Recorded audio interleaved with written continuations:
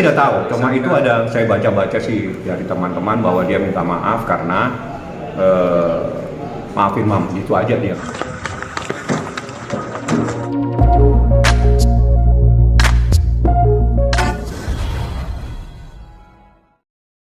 Satu, harus tahu peristiwa pidana. Artinya di dalam hukum itu ada namanya delik, ya, locus delicti dan tempus delicti. Lokusnya di mana, delik, tempusnya di mana. Tempus waktunya peristiwa pidana. Ya, deliknya itu apa? Jadi ada tempus, ada delik, seperti itu.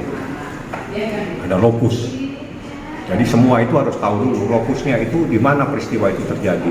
Tempusnya itu kapan peristiwa itu terjadi. Setelah itu subjek hukumnya siapa? Subjek hukumnya adalah subjek yang harus dilaporkan. Setelah itu objeknya, apa peristiwanya, apa perbuatan pidananya itu menjadi objek dalam laporan, seperti itu. Oke. Bang, nih kita udah pulang Bang atau belum sih? Sudah ada di Jakarta. Oh, kemarin di Jakarta. hari ini saya belum. Sama saya diberitahu abang temenin Edwin dong. Ya udah saya temenin. Bang, mungkin respon kita sendiri melihat perkembangan Laura sendiri sekarang. Ya kalau Laura lebih baik, alhamdulillah. Saya sempat membaca, tapi saya belum bertanya langsung dengan kita. Katanya dia sudah meminta maaf dalam kalian. Maaf, saya nggak sempat bertanya karena setelah itu kita dari Jepang. Saya nggak sempat bertanya langsung ya, karena saya anggap bahwa itu hal yang harus saya tanyakan secara langsung. Dia dalam keadaan baik. Nah, jadi kalau saya katakan kalau baik, saya harus berbicara tentang kondisi dari waktu ke waktu, kan begitu.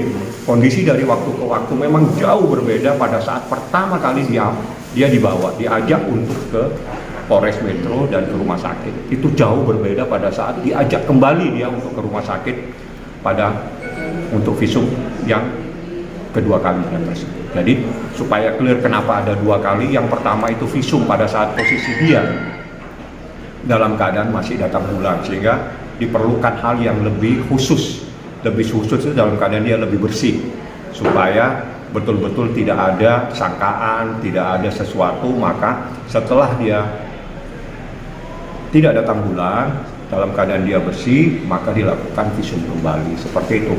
Kondisinya jauh tenang, saya katakan tenang, dia jalan sendiri tanpa dipegang, tanpa ditarik, apapun dia jalan, masuk ke ruangan yang memang di tempat dokter, dia ketemu. Setelah itu saya mau sendiri, semua keluar. Seperti itu kalimatnya. Jadi ini anaknya Nikita Mirzani. Bang, selama kasus ini masih berlangsung, apakah Laura masih belum bisa beraktivitas Bang? Kalau beraktivitas, saya pikir beraktivitas karena dia Beraktivitas tidak keluar. ditahan. Kalau itu adalah teknis, mungkin bisa keluar tanpa kita tahu. Karena kan orang di dalam safe house itu dirahasiakan. Kalau dirahasiakan bukan berarti seseorang itu ditahan atau tidak bisa melakukan suatu perbuatan. Bisa, tapi kita tidak tahu. Jadi itu berbeda. Rahasia itu adalah kita tidak mengetahui apa yang dia lakukan. Bang, permintaan maaf itu gimana Bang? Saya tidak tahu, cuma itu ada saya baca-baca sih dari teman-teman bahwa dia minta maaf karena